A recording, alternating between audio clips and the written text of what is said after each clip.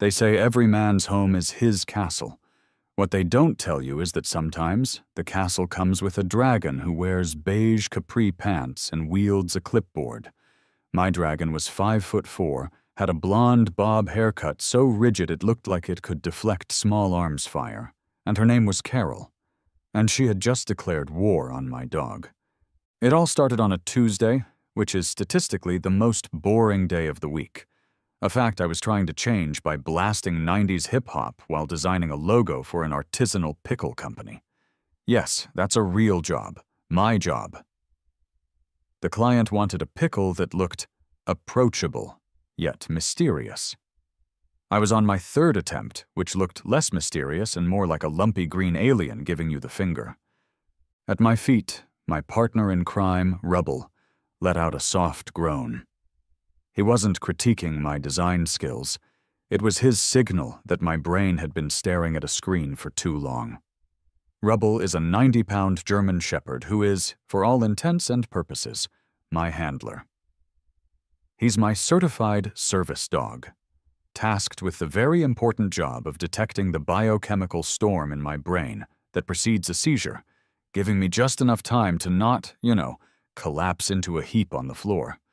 When he's on duty, he's a furry, stoic sentinel, all business and quiet dignity. When he's off duty, he's a goofball who chases his own tail, gets spooked by particularly aggressive butterflies, and believes the mailman is a recurring villain who must be vanquished with furious but muffled barking. He's the best of boys, a walking, breathing paradox of disciplined hero and four-legged clown. I took his cue, pushed back from my desk, and grabbed his favorite slobber-covered tennis ball. "All right, you win," I said. "Let's go inspect the kingdom." My kingdom was a modest patch of grass behind a beige house that looked exactly like every other beige house in the beige-tastic suburban paradise of Crestwood Estates, California. A place where individuality went to die. And the HOA regulations were thicker than the phone book they outlawed in 2012 for being aesthetically displeasing. We stepped out into the impossibly bright California sun. I tossed the ball. Rubble, a streak of black and tan joy, bounded after it. His movements were pure poetry, a powerful, graceful display of muscle and instinct. It was in moments like these that I saw the other side of him, the part that came from his advanced training with an ex-FEMA specialist. The guy who certified him for seizure response was a USAR, Urban Search and Rescue fanatic, and had included the advanced course as a bonus. He said a dog that smart needed a bigger job. So my seizure alert dog was also technically trained to find survivors in collapsed buildings. It felt like owning a Toyota Camry that also happened to have a hidden ejector seat and missile launchers, a weird, cool, but hopefully unnecessary feature. As Rubble triumphantly trotted back with the ball, I saw it. A twitch in the blinds of the house to my left. My dragon was stirring.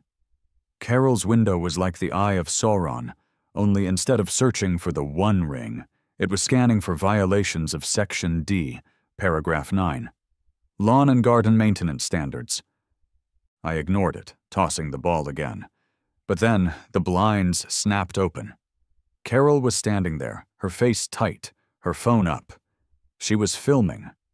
My internal monologue, a feature that runs 24/7 and provides snarky commentary on my life, kicked in. There she was, the HOA executioner. I could almost hear the Imperial March playing in her head. Her gaze wasn't just a look, it was a property value assessment, and my 90-pound bundle of joy was apparently causing a market crash. I sighed, called Rubble over, and gave him a scratch behind the ears. "Fun's over, buddy," I muttered. "The fun police have arrived." Not 10 minutes later, my doorbell rang. Not a friendly, neighborly ding-dong. It was a firm 3-rap summons. Knock, knock, knock.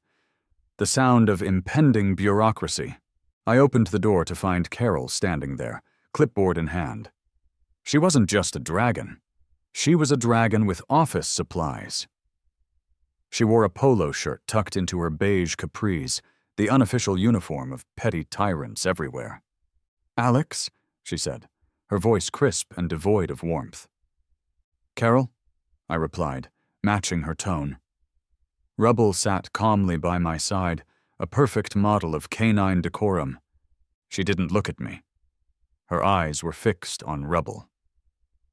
"I need to talk to you about your animal." She said animal like it was something she'd scraped off her shoe. "Rubble?" "He's my dog," I said, leaning against the door frame. "Also my roommate. He's terrible with chores, but great at moral support. You want to come in? I just made coffee. It's probably non-compliant with some rule I don't know about, but what the hell?" The attempt at humor sailed right over her helmet of hair. The Crestwood Estates bylaws, Section C, Paragraph 4, Subsection B, clearly state, no pets exceeding 20 pounds in weight. She tapped the clipboard with a perfectly manicured nail. "Your thing looks to be at least 5 times that. First, thing is a bit rude. His name is Rubble," I said, my polite smile feeling stretched and fake. "Second, he's a service animal. You might want to brush up on the Americans with Disabilities Act and the Fair Housing Act. They have a little something to say about your 20-pound limit." I was already exhausted by this conversation, and it had only been a minute. She scoffed, a little puff of air that was somehow both dismissive and insulting. "People say that all the time to get around the rules. I'll need to see documentation.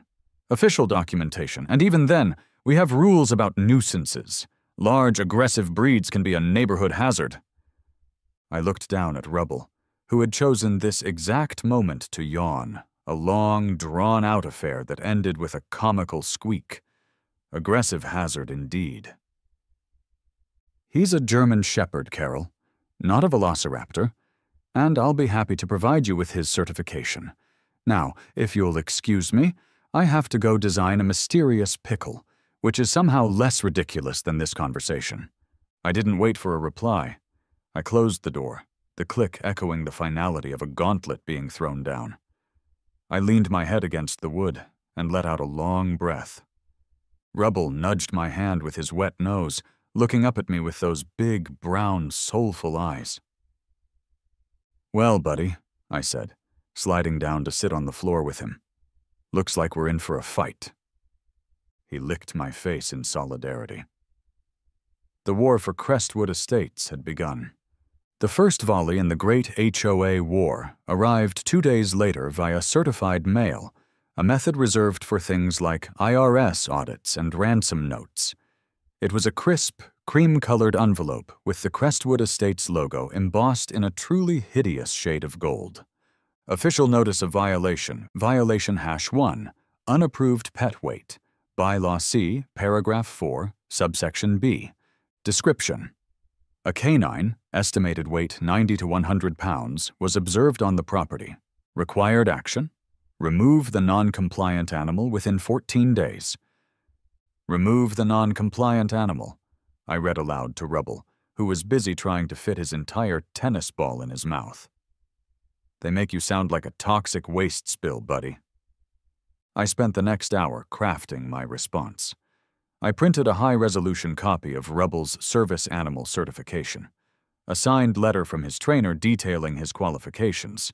I omitted the USR part, figuring it would just confuse and anger the beast, and a copy of the relevant sections of the Fair Housing Act, highlighted in a cheerful shade of yellow. I mailed it back to the HOA's P.O. box, feeling a smug sense of satisfaction. That smugness lasted exactly 3 days, until the next cream-colored envelope appeared. Official notice of violation. Violation #2. Unsubstantiated service animal claim. Description: documentation provided appears to be from an online registry, which is not considered sufficient proof by the board. Required action: provide a notarized letter from a licensed medical professional or remove the animal. "She thinks I photoshopped it!" I yelled, throwing the letter onto the kitchen counter. She thinks I went to the trouble of faking a service dog certificate just to live in this beige-colored purgatory. Rubble, sensing my agitation, came over and rested his heavy head on my lap. I sighed. This was what she wanted. She wanted to wear me down with paperwork, to bury me in bureaucratic nonsense until I just gave up. Not happening. Another trip to the post office. This time, I included a notarized letter from my neurologist, Dr. Evans, a man whose handwriting was so bad that it could probably be considered a national security threat. The letter was short, to the point, and legally ironclad. I imagined Carol and her board of cronies trying to decipher it, and smiled. The response was faster this time. An email. Subject: Community concern from Carol P., HOA President. Mr. Alex, while we have received your latest correspondence, please be advised that multiple residents have now lodged complaints regarding your animal. The new violation is as follows. Violation #3. Excessive noise, canine barking, Bylaw F, Paragraph 2.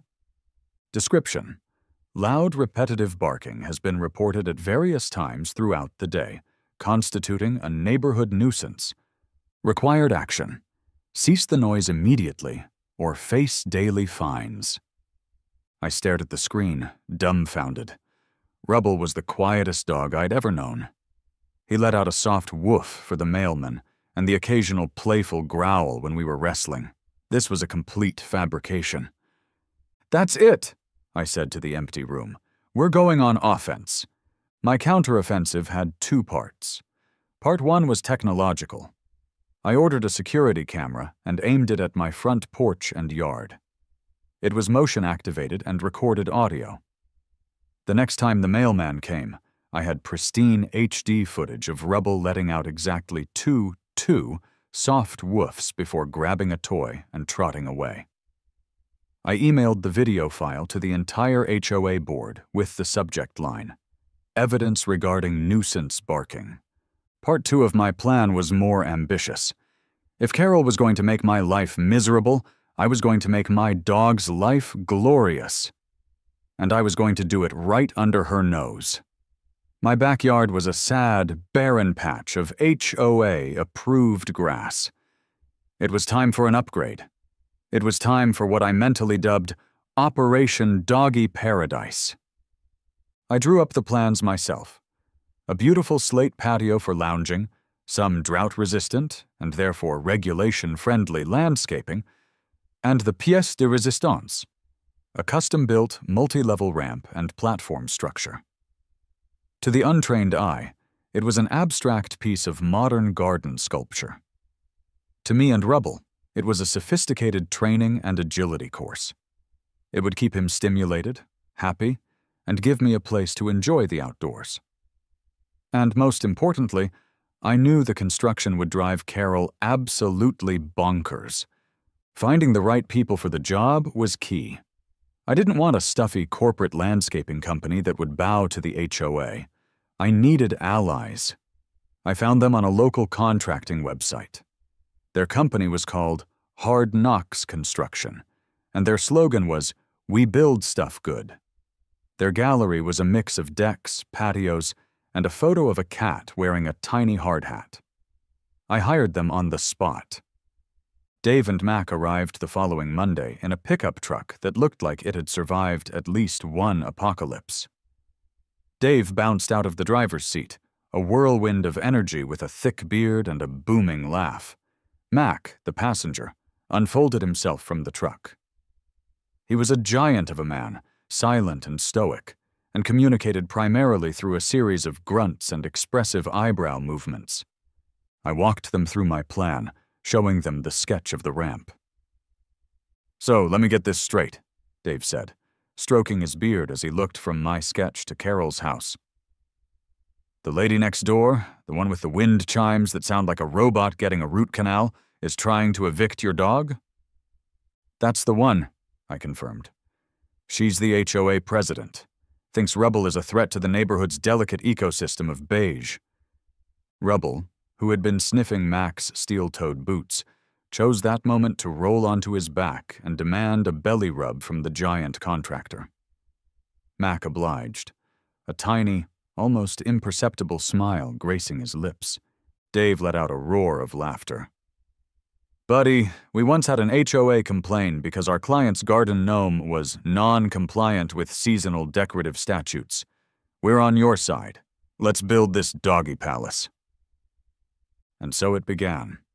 The gentle hum of suburbia was shattered by the glorious sounds of progress.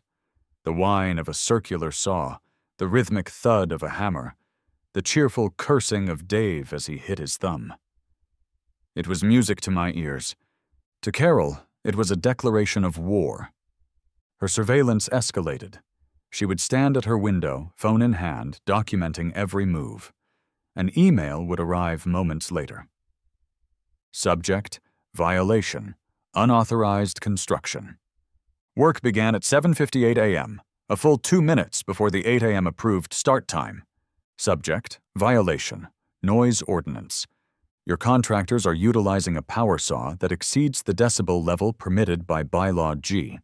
Subject: violation, debris. A pile of sawdust has been left unattended on your driveway for more than one hour. Dave and Mac found it hilarious. They started waving to her camera.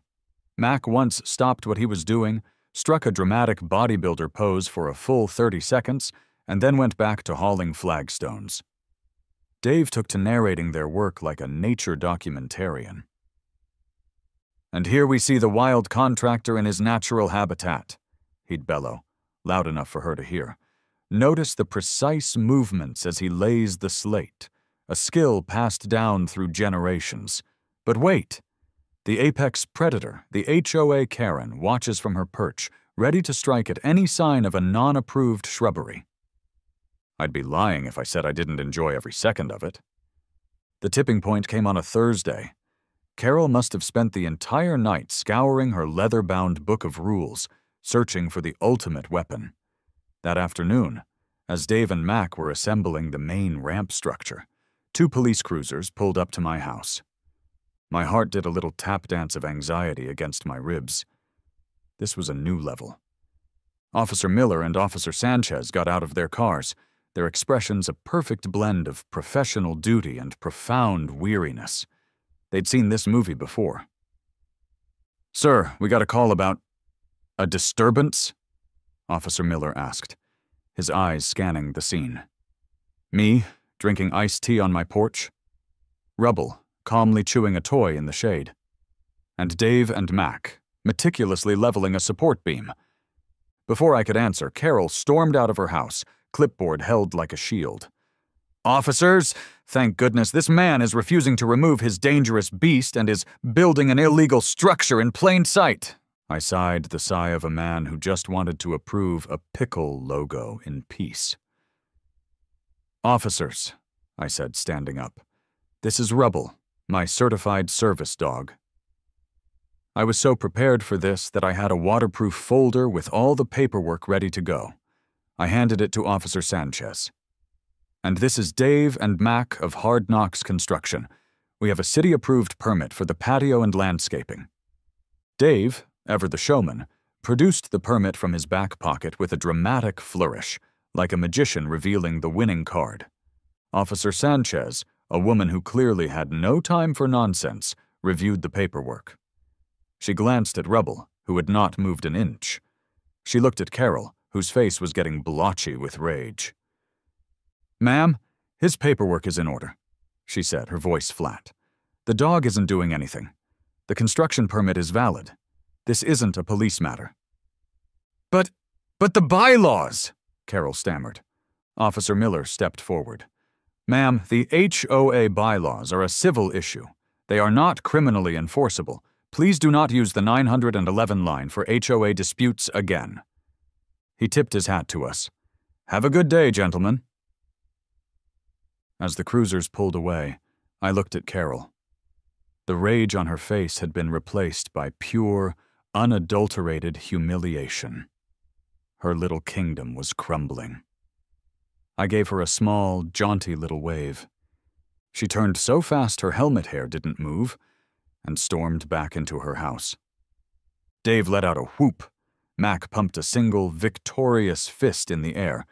Rubble, oblivious, finally managed to get the entire tennis ball in his mouth. It was a major victory, but I had a sinking feeling the war was far from over. I had won the battle, but Carol was the type to retreat, re-strategize, and come back with a tactical nuke. My victory high lasted for about a week. It was a glorious week, filled with the satisfying sounds of construction and the sweet, sweet sight of Carol's blinds remaining firmly shut. Dave and Mac worked their magic, and the backyard was transforming. The ugly patch of grass was now a stunning slate patio, bordered by tasteful, low-water plants. And in the center, rising like a monument to my defiance, was Rubble's ramp. It was a masterpiece of carpentry, a series of platforms, inclines, and steps that he could navigate with joyful precision. Then the certified letter came. The tactical nuke had arrived. Carol, being a master of bureaucratic warfare, had found a loophole. She couldn't attack the dog directly anymore. The police had made that clear. So she attacked the one thing she still had dominion over, the aesthetics. I sat at my kitchen table and read the letter, my stomach tightening with each word. It was written in the kind of soulless corporate language designed to intimidate and confuse. Final notice of non-compliance and hearing. Dear Resident, this letter serves as a final notice regarding unapproved modifications to your property at 124 Crestwood Lane. Following a review by the Crestwood Estates Architectural Review Committee, the structure recently erected in your backyard has been deemed in violation of the following bylaws. Bylaw H, Section 2.1, Community Harmony.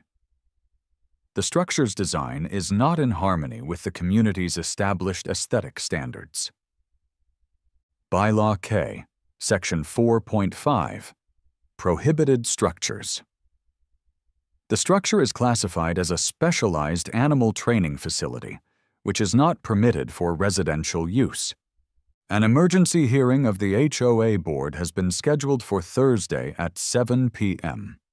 The purpose of this hearing is to vote on the imposition of a $500 fine, followed by daily fines of $50 until the non-compliant structure is removed.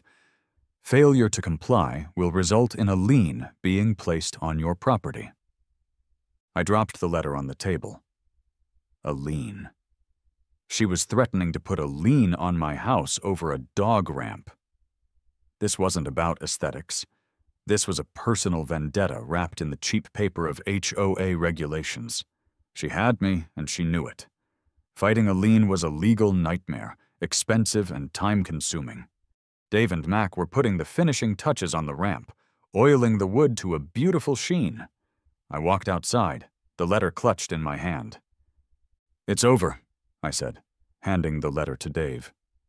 He read it, his cheerful demeanor fading. He handed it to Mac, who read it and let out a low grunt of disgust. "You can't let her win, man," Dave said, his voice full of righteous indignation. "It's the principle of the thing. This is for all the guys who've ever been told their holiday lights were too festive or their basketball hoop was visually disruptive. What am I supposed to do, Dave?" I said, my voice heavy with defeat. "Hire a lawyer? Spend thousands of dollars fighting these people over a pile of wood? She's got me boxed in." He was right. My internal monologue chirped miserably. But what could I do? I couldn't fight City Hall, and the HOA was basically City Hall with more power and worse taste.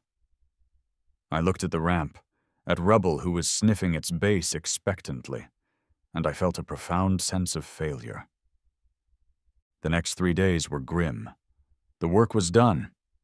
Dave and Mac packed up their tools, shaking their heads in sympathy. "Call us if you need anything," Dave said. "Witnesses, muscle, whatever." I spent the time watching Rubble enjoy his ramp, a lump in my throat. He loved it. He would scamper up, pause on the top platform to survey his domain like a furry king, and then trot gracefully down the other side. Tearing it down would feel like a betrayal. Thursday arrived, gray and overcast, mirroring my mood. The HOA hearing was at 7 p.m. All day I felt a knot of dread in my stomach. Around 6:30 p.m., as I was mentally preparing my doomed defense speech, Rubble started acting strange. He wasn't resting at my feet. He was pacing, a low whine escaping his throat. He kept coming over to me, nudging my hand insistently with his nose, then looking towards the door. "What is it, buddy?" I asked, stroking his head. His muscles were tense. This wasn't his "I need to go outside" whine. This was different.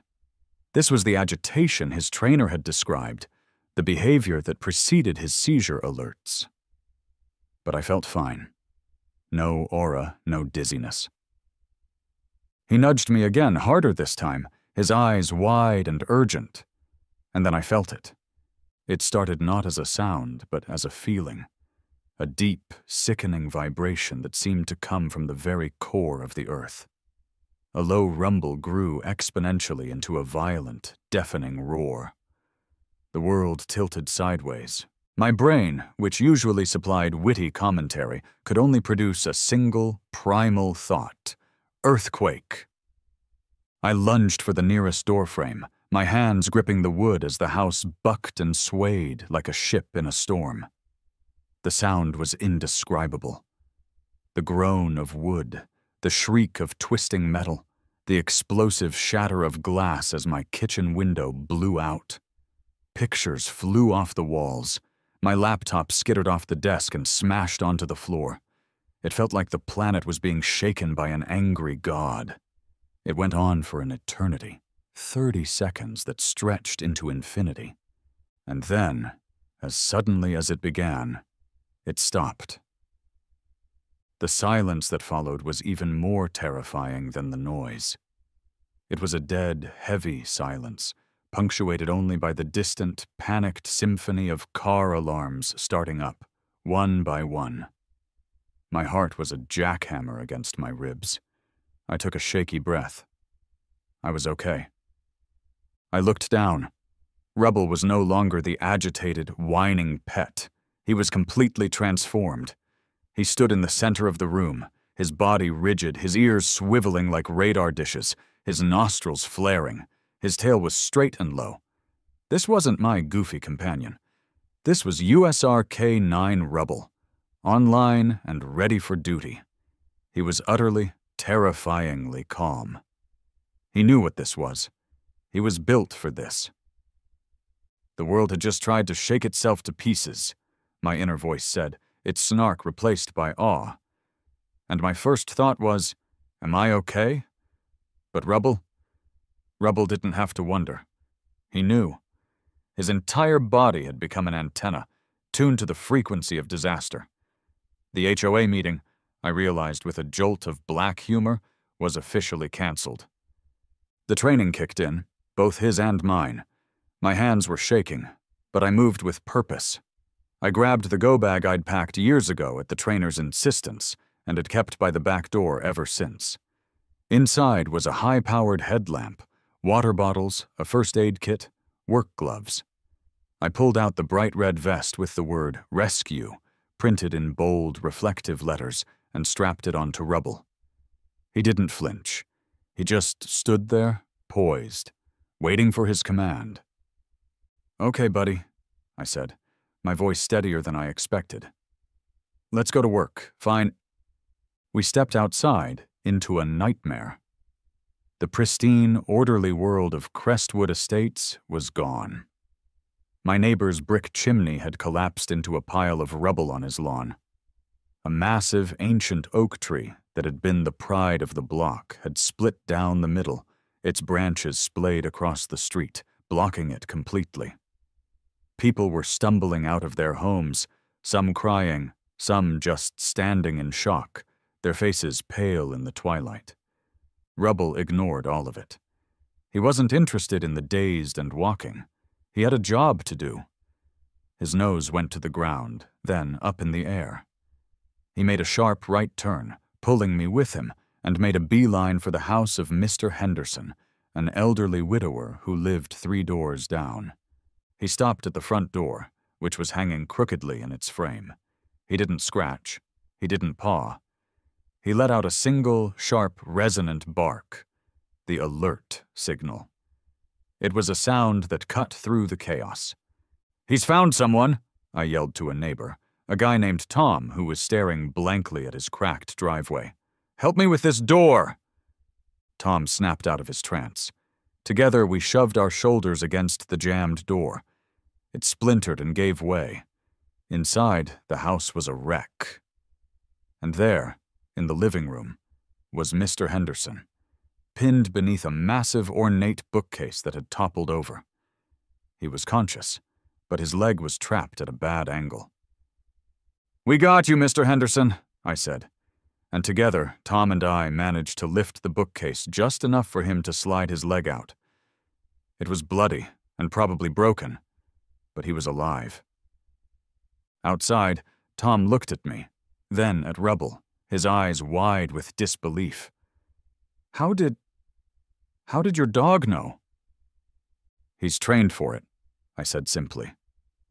"Come on, Rubble, find—" We moved through the neighborhood, a small beacon of purpose in the mayhem. Rubble was relentless. He swept past houses where people were already outside and honed in on the silent ones. He gave another alert at the Garcia's house, where their teenage son had been trapped in a collapsed laundry room. Then again at the Millers, where a heavy ceiling fan had fallen and pinned Mrs. Miller's arm. Each time he was right. Each time we got them out. The legend of Alex and his dog was growing block by block. Neighbors who had once given me curt nods were now looking at Rubble with something approaching reverence. And then Rubble stopped, turned, and pulled me hard in a direction I was subconsciously avoiding. He was heading directly for Carol's house. The front of her house, with its perfectly manicured pansies, looked eerily untouched. But as we rounded the corner, I saw it. The entire side of her house, the wall and roof over the two-car garage, had pancaked inwards. It was a mangled heap of stucco, splintered 2x4s, and insulation. And there, standing on the lawn amidst the debris of her perfect life, was Carol. She was covered in dust, her helmet hair finally askew. She was hysterical, her voice a raw shriek of terror. "Gary! My husband, Gary! He was in the garage!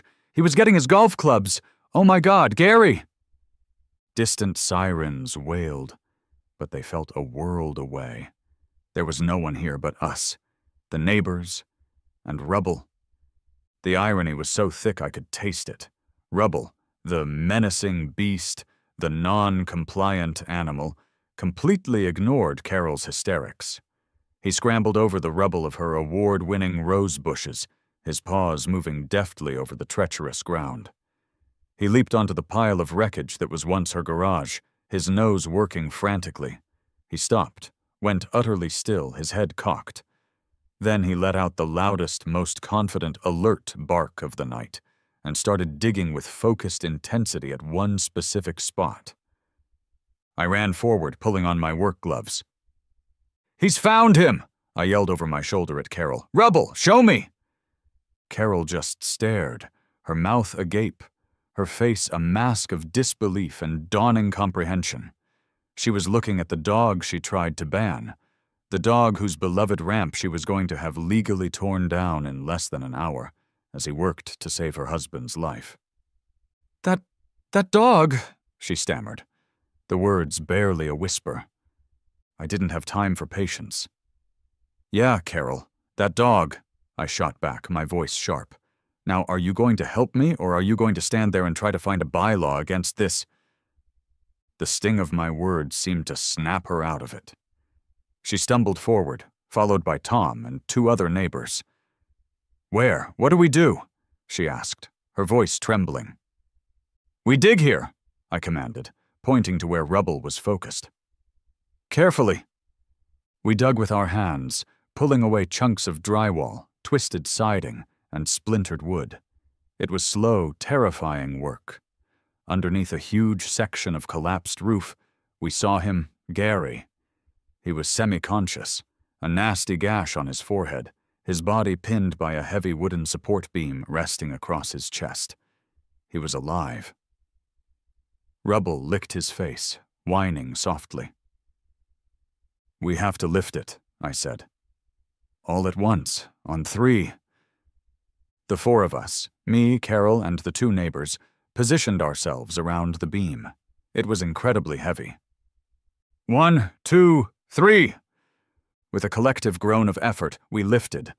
The beam moved just 6 inches, but it was enough. Carol, with a surge of adrenaline, grabbed her husband under the arms and dragged him clear. We let the beam crash back down. Just as we pulled him fully out onto the lawn, the first fire truck, lights flashing and siren dying, roared onto our fractured street. Gary was breathing. He was alive. Because of the dog Carol tried to banish, a firefighter with Captain stenciled on his helmet knelt beside Gary, assessing him while his team got to work. He looked at the wreckage of the garage, then at our small, dust-covered group, and finally his eyes landed on Rubble, who was panting softly at my side, his red rescue vest looking almost regal in the flashing lights. "Is that your dog, son?"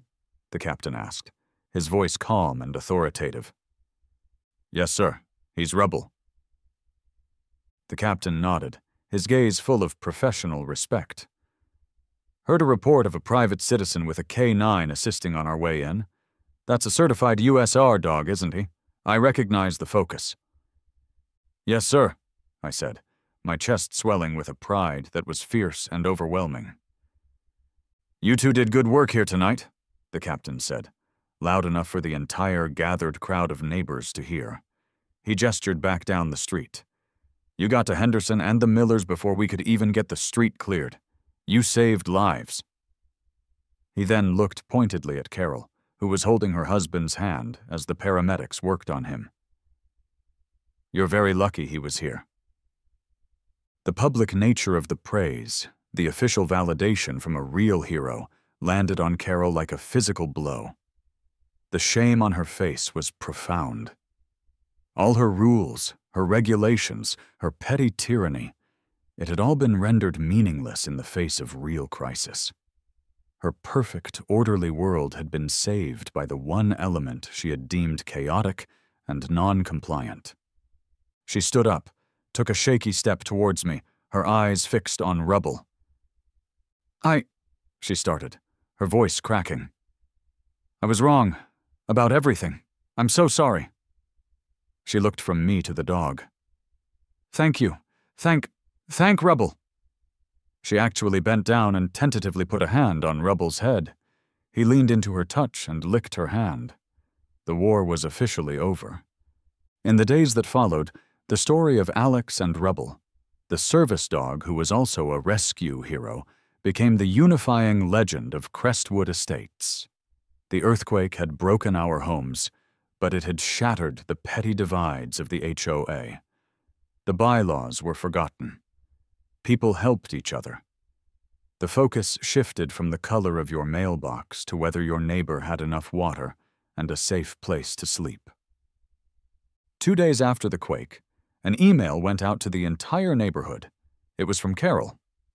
She announced the immediate suspension of all HOA regulatory activity, and in a single, humbling paragraph, she publicly resigned as president of the board.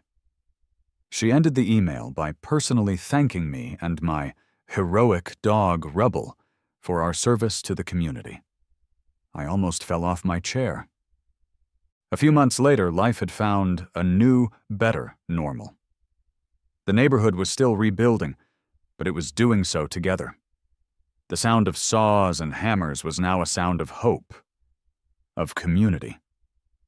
My backyard was my sanctuary. Dave and Mac had come back and repaired the few cracks in the patio for free, refusing any payment. "Call it a community hero discount," Dave had said with a wink. Rubble's ramp, the non-compliant structure that had almost cost me my home, now stood proudly in the center of the yard. It was more than a dog ramp now. It was a symbol. I was sitting on my new patio, a cold beer in my hand, watching the sun dip below the repaired rooftops. Dave and Mac were there, along with Tom from down the street, and even Gary, Carol's husband, who is now my #1 barbecue buddy. He'd made a full recovery and couldn't stop telling people how my dog had saved his life. Rubble was off duty, happily gnawing on a bone at my feet. The back gate opened and Carol stepped through. She was different, softer. The helmet hair was gone, replaced by a more relaxed style. The beige polo had been replaced by a simple t-shirt. She was holding a small plate. She approached our group timidly, a stark contrast to the woman who used to march onto my property with a clipboard. "I hope I'm not interrupting," she said, her voice quiet. "Not at all, Carol," Gary said, beaming at her. "Grab a seat." She smiled, a real, genuine smile, and held out the plate to me. I brought some dog-friendly cookies. I found a recipe online. For Rubble." I took the plate, a little stunned. On it were a dozen lumpy, slightly burnt, bone-shaped cookies. They were, without a doubt, the most beautiful things I had ever seen. I took one and offered it to Rubble. He sniffed it, then took it from my hand with a gentle delicacy that belied his size, and crunched it down happily. I looked around at my yard, at my friends, at this new, strange, wonderful version of my neighborhood. I watched as Carol knelt down to give Rubble a scratch behind the ears, and he leaned into her with a happy sigh. "So there you have it," my internal monologue concluded, for once without a trace of snark. My home was my castle, and it turned out the dragon just needed to be rescued by the very dog she tried to ban. The lawns don't all match anymore, and the houses have a few more scars. And you know what? Things have never been better. I took a long sip of my beer and smiled. It was a perfectly normal evening, and it was perfect